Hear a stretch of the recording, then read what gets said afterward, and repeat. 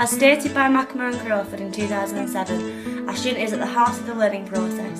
This was evident in my first year at high school, 2007. The whole year was summoned for the beginning of enrichment, a week of no compulsory curriculum lessons. We were given a task to create a shanty house in groups of 6. We were told strictly not to Google what a shanty was.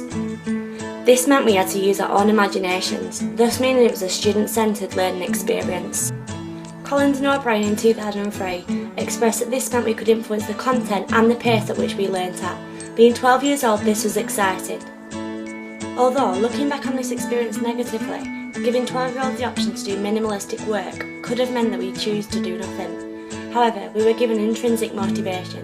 The best shanty house would go on display in a prestige museum. Each group was given items such as cardboard, egg boxes, pipe cleaners and sellotape. We had to discuss our ideas as a group and were allowed to look at pictures of other students' beginning products.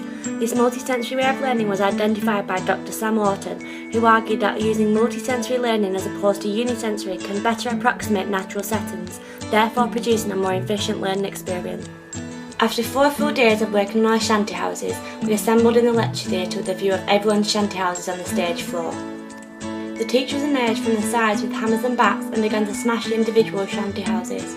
We found that going on display in a museum was just a lie to trigger our intrinsic motivation. Deborah J. Hill in her book, A Practical Guide for Teachers, stated that the use of shock tactics is usually used to distance a person from completing a certain act, such as drink driving or stealing.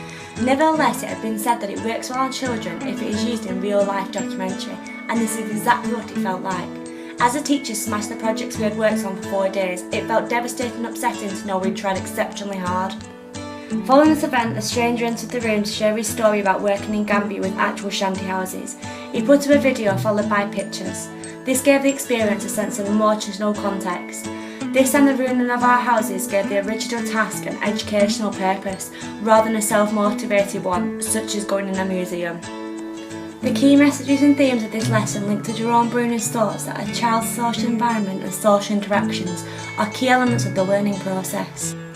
Bruner states that discovery learning constructed by oneself, helps students to acquire information that is corrected by learning through coding and organising knowledge. This applied to us when we were given the materials by the teachers. The fact the materials were easily breakable and hard to put together insinuated that it was about what you could do with your materials rather than how good it looked. This also imitated the situation for the people who live in Gambia and survive on minimal materials to shelter them, adding more emotional context. Without a classroom setting and with several open discussions which stimulate no incorrect answers, I believe this is a more ethical way of learning. The reduced pressure of other peers and the absence of incorrect answers allows students to relax and focus more on the given information. This lets the student produce knowledge for themselves rather than reiterating pre-worked answers.